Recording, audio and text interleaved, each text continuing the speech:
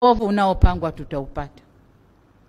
Kumepangwa sijui kushusha moto mpaka Samia aseme basi nimesarenda naondoka.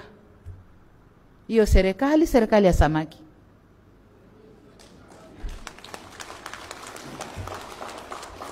Hiyo ni serikali ya samaki ndugu zangu. Make samaki kila akiwa mkubwa na akili inafanyaje? Hiyo ni serikali ya samaki, lakini serikali hii ya Jamhuri ya Muungano wa Tanzania haiondoshwi hivyo.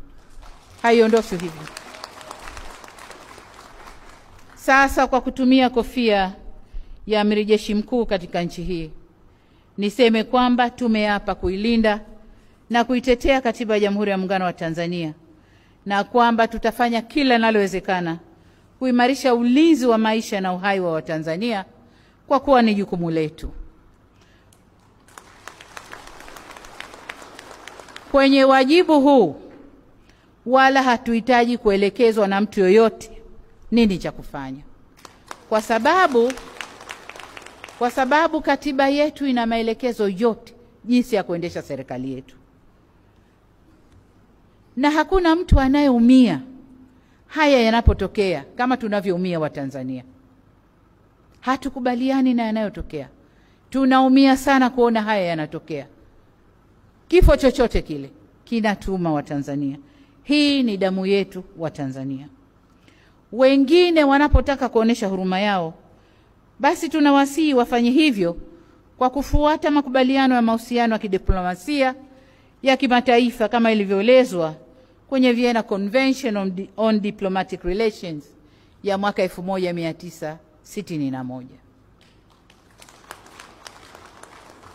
Lile tamko lililotoka na kuambiwa tufanye 1, 2, 3, sisi tunajua nini cha kufanya kama Watanzania, kama nchi yetu.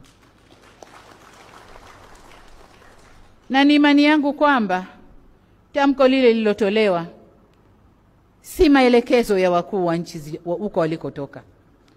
Kwa sababu mimi nina njia ya kucheki na marais wenzangu kama kweli walitoa maelekezo yale. Na kama sio, basi mimi malalamiko yangu nitapeleka kwa wenzangu na wenyewe watajua nini cha kufanya. Hatuko hapa kuelekezwa nini cha kufanya ndani ya nchi yetu. Tuna katiba, tuna sheria zetu, tuna miongozo, tuna mila na desturi zetu. Zote zinatuguide nini cha kufanya kwenye nchi yetu. Mambo yanatokea kila nchi. Kila nchi. Mambo haya yanatokea, hayatokei Tanzania peke yake. Ingekuwa yanatokea Tanzania peke yake ingekuwa kubwa la kuchangaza. Lakini yanatokea kila nchi. Huku utasikia mtoto kabeba bunduki kenda kashuti shule, kadhaa wamekufa. Huku sijui nani kachukua nini kenda kashuti au wamekufa. Huku sijui wamekwenda kwenye nini wamekufa. Kwa kufa kupo tu. Kwa njia yoyote ile kila nchi haya yanatokea. Na yanapotokea sisi hatujawahi kuambia hiyo nchi, balozi wetu wewe hebu waambie hao wafanye. Hatujawahi. Tunatumia convention ile ya kidiplomasia ya kimataifa kama tulivyotakiwa tufanye. Sasa wengine wasiwe mafundi wa kutuelekeza nini cha kufanya.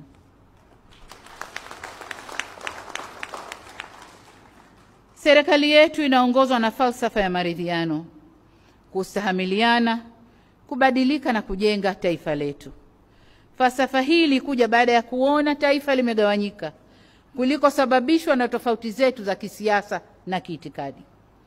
Falsafa hii ilikuja ili watu tutangulize utaifa na Utanzania kwanza kabla mengine yoyote.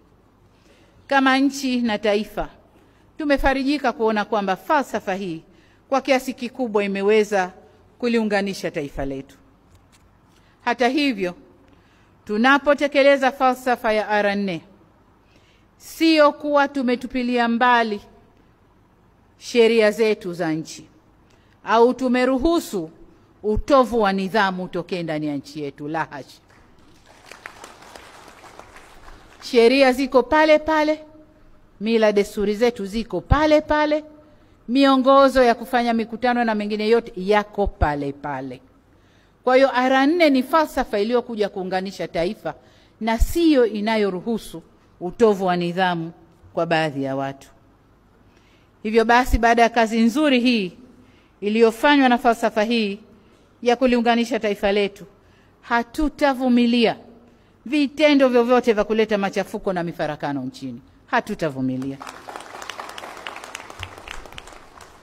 Sasa ni vizuri tusisahau, au wale wanaojiandaa na machafuko wasisahau mapito waliopita.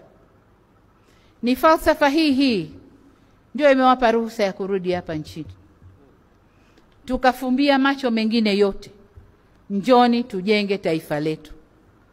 Sasa kama wameshaota mikia, sasa sheria zile zile bado zipo.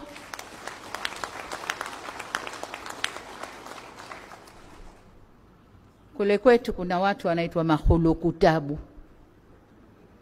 Mahulukutabu ni watu wenye hulka za kuishi kwenye tabu tu. Kwenye utulivu, kwenye raha wao si pahali pao. Sasa Mungu kaumba watu wa aina hii. Na nadhani Tanzania baadhi tunao mahulukutabu. Yeye kukiwa na raha, nchi imetulia, kuko safi, hajaona raha bado. Lazima atie mikiki. Sasa sheria za mahulukutabu pia zipo. Tutashughulika nao. Ara 4 si sababu ya utovu wa nidhamu. Si sababu ya kukiuka sheria za nchi. Sheria za nchi ziko pale pale. Kwa ni vizuri wasisahau mapito waliopita. Serikali imejitahidi sana kurejesha uhuru wa vyama vya siasa, uhuru wa vyombo vya habari na uhuru wa raia kwa ujumla.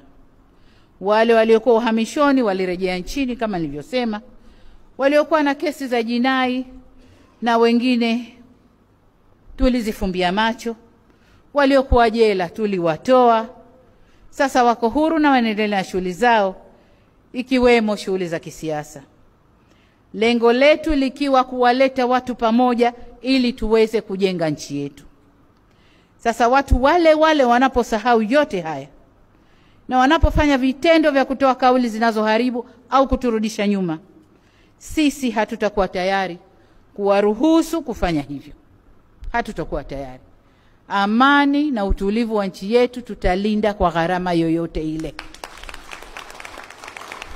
Kama nchi zingine zinavyolinda nchi zao, nasi wa Tanzania tutalinda nchi yetu kwa gharama yoyote.